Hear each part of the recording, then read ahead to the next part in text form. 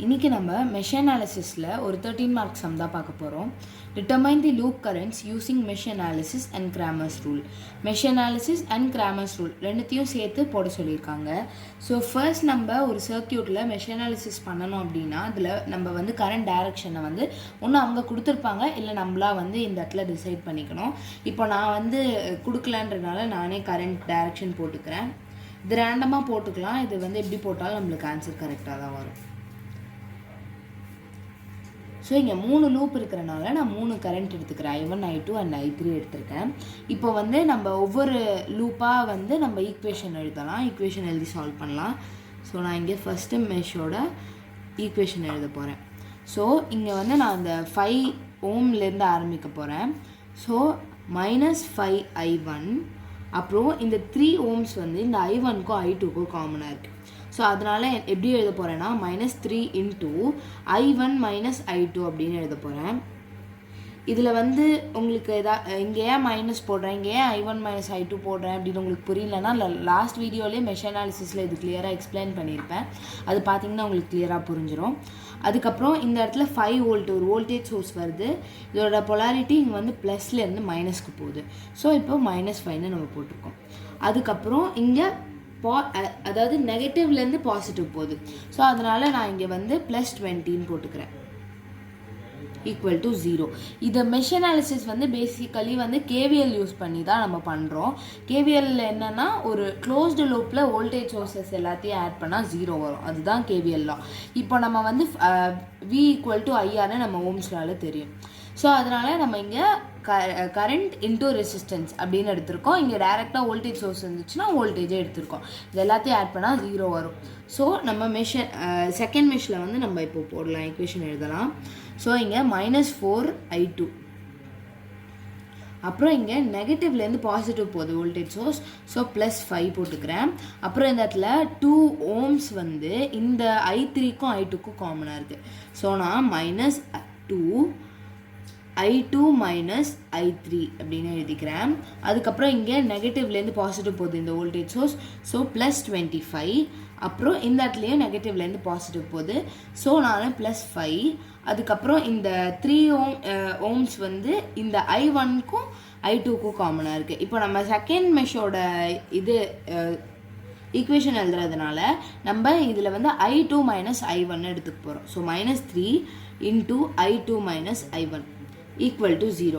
இந்த இடத்துல இருக்கிற எல்லா காம்பனன்ஸும் கவர் பண்ணுற மாதிரி ஈக்குவேஷன் எழுதுகிறோம். ஸோ நம்ம இங்கே வந்து இந்த 4 ஓம்ஸ்க்கு எழுதியிருக்கோம். அப்புறம் வோல்டேஜ் சோர்ஸ், அதுக்கப்புறம் இந்த 2 ஓம்ஸ், அப்புறம் 25 வோல்ட்டோட வோல்டேஜ் சோர்ஸ், அப்புறம் இந்த 5 வோல்ட்ஸ், அப்புறம் வந்து இந்த 3 ஓம்ஸ்.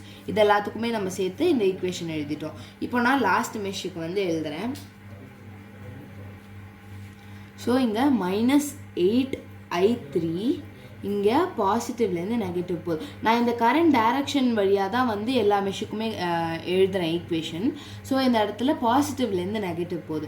ஸோ -30, அப்புறம் இங்கே வந்து பாசிட்டிவ்லேருந்து நெகட்டிவ் போகிறனால இங்கேயும் -25, அப்புறம் -2 × I3 - I2, ஏன்னா 2 வந்து காமனாக இருக்குன்றதுனால I3 - I2 = 0. இப்போ நம்ம 3 மெஷ்ஷுக்குமே வந்து ஈக்குவேஷன் எழுதியாச்சு. இதை வந்து நம்ம 2 வேலை போடலாம். ஒன்று ஈக்குவேஷனாக இதை சால்வ் பண்ணி போடுறது, இன்னொன்று கிராமர்ஸ் ரூலில் சால்வ் பண்ணி போடுறது. நான் வந்து இப்போ ஈக்குவேஷனாக இதை சிம்பிளிஃபை பண்ணிவிட்டு நம்ம கிராமர்ஸ் ரூலில் போடலாம். ஸோ நான் இந்த ஈக்குவேஷன் சிம்பிளிஃபை பண்ணிவிட்டு உங்களுக்கு வந்து காட்டுறேன். ஸோ இப்போ நான் இந்த ஈக்குவேஷன்லாம் சால்வ் பண்ணி சிம்பிளிஃபை பண்ணி இந்த 3 ஈக்குவேஷனாக கொண்டு வந்திருக்கேன். இதுலேருந்து நம்ம டேரெக்டாக அந்த 3 ஈக்குவேஷன் சால்வ் பண்ணாலே நம்மளுக்கு I1, I2, I3 கிடச்சிடும். இதை எப்படி கேல்குலேட்டர் யூஸ் பண்ணி பண்ணணும்னு நான் ஒரு வீடியோ போட்டிருக்கேன்.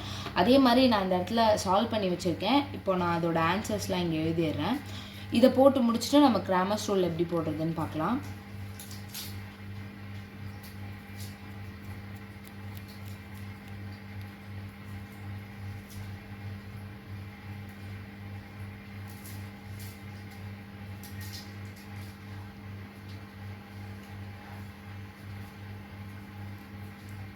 ஸோ இதுதான் I1, I2 அண்ட் I3. இதை வந்து இந்த ஈக்குவேஷன் சால்வ் பண்ணி எனக்கு கேல்குலேட்டரில் கிடச்சிருக்கு.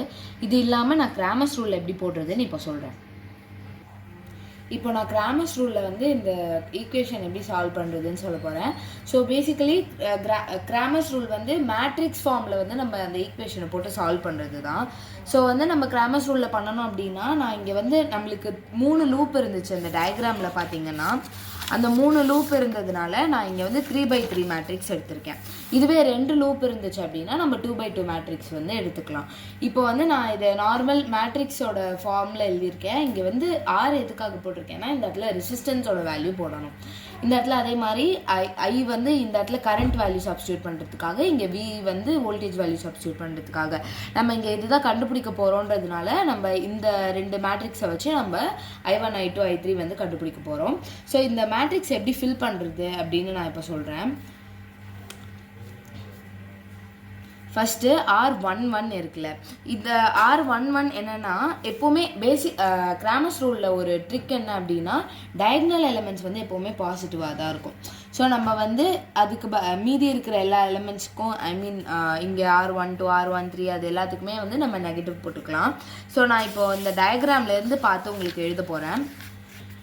R11 இருக்கா, அதாவது ஃபர்ஸ்ட் லூப்பில் என்னென்ன ரெசிஸ்டர்ஸ் இருக்கோ அது எல்லாத்தையுமே ஆட் பண்ணி போட்டுக்கலாம்.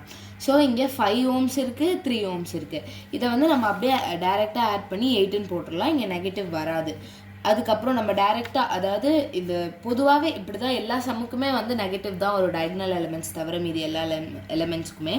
ஸோ இங்கே வந்து R12 கொடுத்துருக்காங்களே, இதோட மீனிங் என்ன அர்த்தம் அப்படின்னா, இங்கே ஃபஸ்ட்டு லூப்புக்கும் செகண்ட் லூப்புக்கும் காமனாக இருக்கிற ரெசிஸ்டர் என்ன அப்படின்றது தான் கேட்டிருக்காங்க R12னா. ஸோ இங்கே 3 ohms இருக்குது. நான் இங்கே 3 எழுதிக்கிறேன். அதுக்கப்புறம் இப்போது R13 எழுத போகிறோம். R1க்கும் 3க்கும் என்ன ரெசிஸ்டர் காமனாக இருக்குதுன்னு கேட்டிருக்காங்க. அப்படி ஒரு ரெசிஸ்டர் இல்லை. ஸோ நான் இங்கே 0ன்னு போட்டுக்கிறேன். அதுக்கப்புறம் இங்கே R21 இருக்குது. அது வந்து என்னென்னா, இங்கே செகண்ட் லூப்புக்கும் ஃபஸ்ட் லூப்புக்கும் என்ன காமனாக இருக்குதுன்னு கேட்டிருக்காங்க. அது வந்து 3, நம்ம ஏற்கனவே போட்ட மாதிரி. இங்கே வந்து இது டயக்னல் எலிமெண்ட் இல்லாததுனால இது வந்து மைனஸில் போட்டுக்கிறேன். அப்புறம் R22க்கு வந்து இந்த இடத்துல இருக்கிற எல்லா இதையுமே வந்து நம்ம ஆட் பண்ணி போட்டுக்க வேண்டியதான். ஸோ இங்கே 3, அப்புறம் வந்து 4, அப்புறம் 2 இருக்குது. ஸோ 3 + 4 வந்து 7, 7 + 2 வந்து 9. இப்போது R23 எடுத்துக்கிறேன். R23 என்னென்னா செகண்ட் லூப்புக்கும் தேர்ட் லூப்புக்கும் காமனாக இருக்கிறது. அது வந்து 2. ஸோ நான் இங்கே -2ன்னு போட்டுக்கிறேன். அதுக்கப்புறம் R31க்கு வந்து ஃபஸ்ட்டு லூப்புக்கும் தேர்ட் லூப்புக்கும் காமனாக எதுவுமே இல்லை. ஸோ நான் 0 போட்டுக்கிறேன். செகண்ட் லூப்புக்கும் தேர்ட் லூப்புக்கும் காமனாக இருக்கிறது வந்து -2. ஸோ -2 போட்டுக்கிறேன். R33னா இதில் இருக்கிற எல்லா ரெசிஸ்டரையும் ஆட் பண்ணி போட வேண்டியதான். ஸோ இங்கே 8ம் 2ம் இருக்குது. அதனால் நான் இங்கே 10ன்னு போட்டுக்கிறேன். இப்போ இந்த மேட்ரிக்ஸ் நம்ம ஃபுல்லாக ஃபில் பண்ணியாச்சு. இதுக்கப்புறம் நம்மளுக்கு I1 I2 I3 என்னன்னு தெரியாது. அதனால் நான் அப்படியே இங்கே வச்சுக்கிறேன்.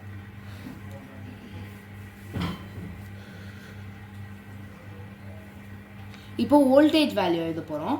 வோல்டேஜ் V1 வந்து இந்த ஃபர்ஸ்ட் லூப்பில் பார்க்குறோம். இப்போது இந்த கரண்ட் போகிற டைரக்ஷன்லேயே நம்ம பார்த்தோம் அப்படின்னா, இங்கே 20 நெகட்டிவ்லேருந்து பாசிட்டிவ்க்கு போகுதா. ஸோ அதனால இங்கே 20, அதுக்கப்புறம் இங்கே பாசிட்டிவ்லேருந்து நெகட்டிவ் போகுது.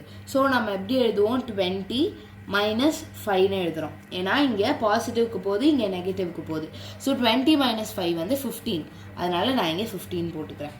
அதே மாதிரி இப்போ V2க்கு பார்க்க போகிறோம் செகண்ட் லூப்பில். அதனால வந்து இந்த இடத்துல இந்த டைரக்ஷனில் போகுது கரண்ட்டு. ஸோ நெகட்டிவ்லேருந்து பாசிட்டிவ்க்கு இந்த 5 போகுது. அதுக்கப்புறம் பாசிட்டிவ்லேருந்து நெகட்டிவ்க்கு இந்த 5 போகுது. இது 25 கிடையாது, 5. ஓகே. ஸோ இங்கே பாசிட்டிவ்க்கு போகுது. இங்கே நெகட்டிவ்லேருந்து பாசிட்டிவ் இந்த கரண்ட் டைரக்ஷனில் போகுது. இங்கேயும் நெகட்டிவ்லேருந்து பாசிட்டிவ் போகுது. இங்கே ஒரு 5 இருக்குது.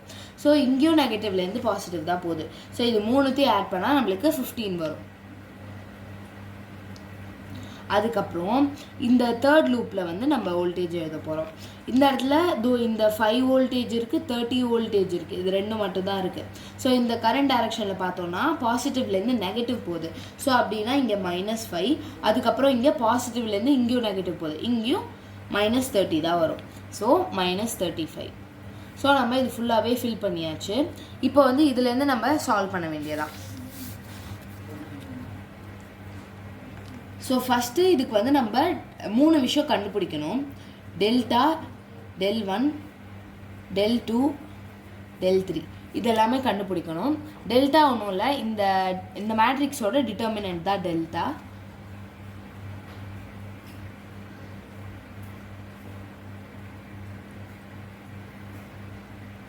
நான் இப்போ இதோட டிட்டர்மினன்ட் கண்டுபிடிச்சிட்டு உங்களுக்கு சொல்கிறேன்.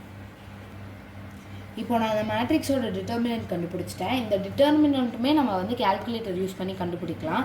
அது எப்படி கண்டுபிடிக்கிறதுன்னு நான் தனி வீடியோவாக அப்லோட் பண்ணுறேன். இப்போ நம்ம டெல்டா கண்டுபிடிச்சிட்டோம். இன்னும் நம்மளுக்கு வந்து del1, del2, del3 கண்டுபிடிக்கணும். இந்த del1 எப்படி கண்டுபிடிக்கிறதுன்னு நான் இப்போ சொல்கிறேன். இப்போ ஒன்றும் இல்லை, இந்த மேட்ரிக்ஸில் அதாவது இந்த ரெசிஸ்டர் மேட்ரிக்ஸ் இருக்குல்ல, இதில் இந்த ஃபஸ்ட்டு இப்போ del1ன்னா ஃபஸ்ட்டு காலம் இருக்குல்ல, இந்த காலமை மட்டும் நம்ம இந்த வோல்டேஜால் ரீப்ளேஸ் பண்ண போகிறோம். ஸோ நான் இங்கே வந்து 15 15 -35 எழுதிக்கிறேன். அதுக்கப்புறம் -3 மீது எல்லாமே அப்படியே போட்டுக்க வேண்டியதான். 0 2 10. இப்போ இதோட டிட்டர்மினன்ட் கண்டுபிடிக்கணும். இதே மாதிரி del2க்கு வந்து செகண்ட் காலமை வந்து நம்ம ரீப்ளேஸ் பண்ணணும். இங்கே 15 15 -35 அப்புறம் 0 2 10. இதே மாதிரி தான் நம்ம del3க்கு தேர்ட் காலமை வந்து ரீப்ளேஸ் பண்ணுறோம். ஸோ இது எல்லாத்துக்குமே வந்து நம்ம இப்போது டிட்டர்மினன்ட் கண்டுபிடிக்க போகிறோம்.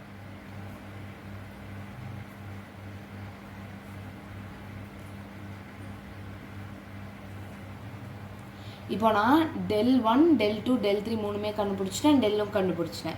இப்போ இந்த ஃபைனல் ஆன்சர் எப்படி கண்டுபிடிக்கணும் அப்படின்னா, இந்த del1 divided by del, del2 divided by del, del3 divided by del இது மூணுத்தையுமே போட்டோன்னா நம்மளுக்கு ஒரு வேல்யூ கிடைக்கும். ஸோ அதுதான் நம்மளுக்கு I1 and I2 I3. So இப்படி தான் கிராமர் ரூல் வச்சு நம்ம இந்த மாதிரி கொடுத்தாங்கன்னா சால்வ் பண்ணணும். அவ்வளோதான் இந்த சம். தேங்க்யூ.